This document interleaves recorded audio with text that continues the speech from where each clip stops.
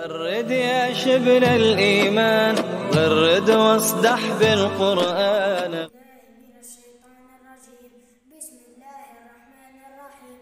سبح اسم ربك الأعلى الذي خلق فسوى والذي أخرج المرعى فجعله غثاء نحوا.